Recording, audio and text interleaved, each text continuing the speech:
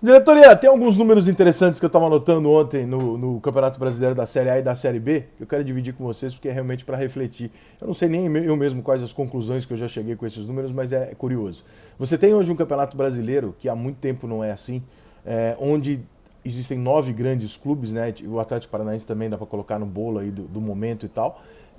Mas existem 9 dos 12 grandes estão na Série A e 3 estão na Série B. Nesse momento, entre os 10 primeiros estão os 9 maiores clubes do Brasil. E o Atlético Paranaense na terceira colocação, que também é um grande clube, não é, acho que não está no nível dos 12 gigantes, historicamente, tal, mas é um grande clube e está todo normal. Então, os 10 clubes que a gente apostaria ali para estar, você tem entre esses 10, tipo, tem que ter o Bragantino em décimo, o Santos está em 13º, mas não jogou ainda na rodada, enfim, o Santos pode terminar a rodada ali, enfim. Mas o principal é que os grandes clubes estão na frente. E isso há algum tempo não tem acontecido. E não há ameaça nesse momento de rebaixamento para um time grande. Embora tenha algumas campanhas que a classificação planejada indique que o número de pontos não é suficiente, ele seja um pouco mentiroso, porque ele deveria ter mais pontos em virtude dos jogos mais fáceis no primeiro turno até agora. Você que não acompanha a classificação planejada, é mais ou menos isso, tá? Você ter 5 rodadas no Campeonato Brasileiro.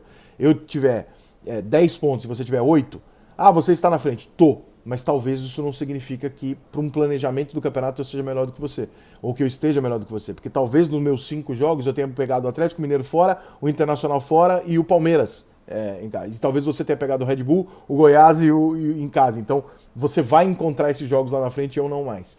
Então tem toda essa questão.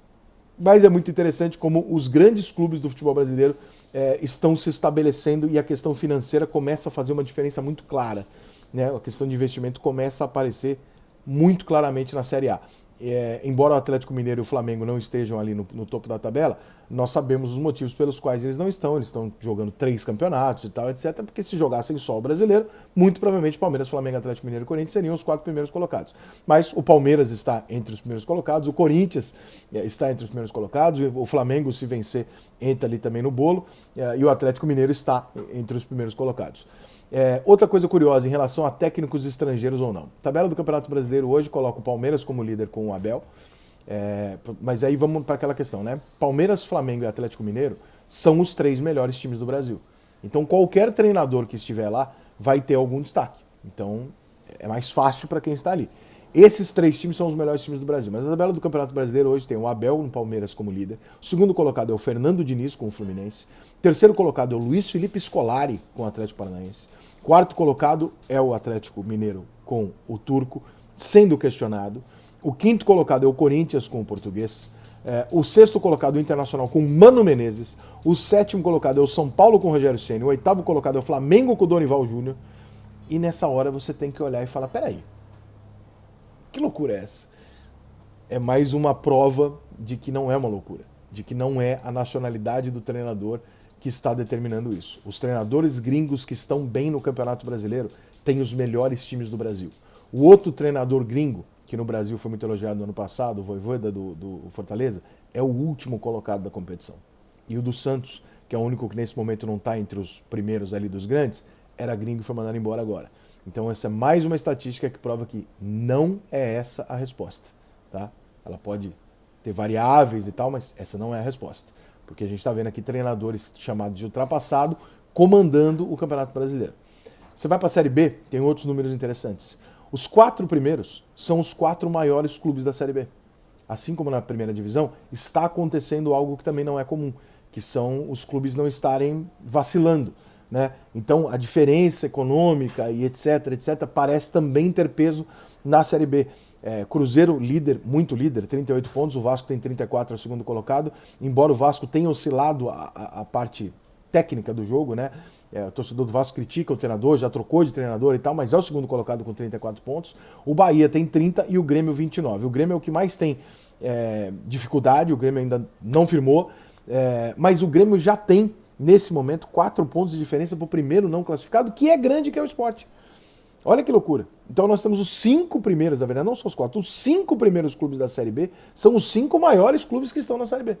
E aqui você tem uma discrepância de orçamento interessante. Que assim, por exemplo, o Cruzeiro não deve ter a maior folha salarial da Série B. porque o Cruzeiro se reorganizou de uma maneira muito econômica no elenco. E o Cruzeiro é líder, assim, com com 3 derrotas e com o Vasco, por exemplo, perdeu um jogo só. Né? O Bahia perdeu 5, o Grêmio perdeu 2. Então são times que perdem pouco. Eles têm bastante empate. O Vasco tem 7, o Grêmio tem 8 empates. Eles empatam bastante, mas são times que perdem pouco. Os primeiros colocados do Campeonato Brasileiro da Série B tem como maior característica o número de gols sofridos e não marcados. O número de gols marcados é muito semelhante aos times que estão abaixo. 18 gols, 17, 15, né? O Sport tem 12 e tal. Mas na hora que você vai para os gols sofridos, todo mundo sofreu 15, 16, nós estamos na rodada 17, né? 15, 16, 19 de gols, 18 gols, 20 gols sofridos, a média dos times. Os primeiros têm 8, 7, 9, 5 e 8. São os times que sofreram menos gols. Então, está provavelmente na Série B, em virtude do que a gente está analisando como times questionados pela sua torcida com os seus treinadores, como o Roger, como o Vasco que já trocou, né? O Cruzeiro não, o Cruzeiro é o único que está em paz com o seu treinador. E também é o melhor ataque da competição. Então isso explica também por que está em paz com o treinador. O torcedor gosta de ver gol, gosta de ver futebol bem jogado, não adianta. Isso demonstra que mesmo com uma irregularidade hoje, com uma defesa bem ajeitadinha, e os times grandes acho que entraram na Série B desse ano, após verem Cruzeiro e Vasco não conseguirem subir, o que é uma aberração se você parar cuidadosamente para ler a história, essa é uma página muito maluca, eles acham que entenderam o seguinte, falam, cara, a Série B se joga como Série B. Foda-se que eu sou o pica, eu tenho que jogar como Série B, então eu tenho que fechar a casinha e achar lá e vou ganhar de 1-0, meio a 0, 2-1 e tal. Não é exatamente que eu concorde com isso, mas na situação que se encontra Cruzeiro, Vasco, principalmente Cruzeiro e Vasco na questão financeira, na questão de estrutura, é foda. É realmente foda. Porque não tem dinheiro, né? O Grêmio não, o Grêmio é uma outra situação. O Grêmio deveria sim estar jogando um futebol melhor, lançando garotos e tal, porque o Grêmio é um time que vem estruturado de alguns anos. Mas esses números todos que eu mostrei aqui são algumas curiosidades. Eu fiquei olhando as tabelas ontem e fiquei percebendo isso. As curiosidades que tem acontecido diferente no futebol brasileiro esse ano. Iguais entre a Série A e B, a liderança dos protagonistas. Eles são os protagonistas e já eram para ser e estão confirmando durante o campeonato. De diferente, a expectativa que nós temos na nossa cabeça do técnico estrangeiro, porque eles estão ganhando, como no Palmeiras, mas ele está ganhando com o melhor time. Né? Os times medianos, ou os times com trabalho mais difícil, com dificuldade de elenco e tal, quem está protagonizando são treinadores brasileiros, e não só treinadores brasileiros, são treinadores brasileiros antigos, de que a gente tinha como ultrapassado. Mano Menezes, Felipão, Dorival, etc. São esses os caras que estão colocando pau a pau ali com times mais qualificados, com treinadores gringos. Se fosse o contrário, nós estaremos ouvindo isso todo santo dia na televisão.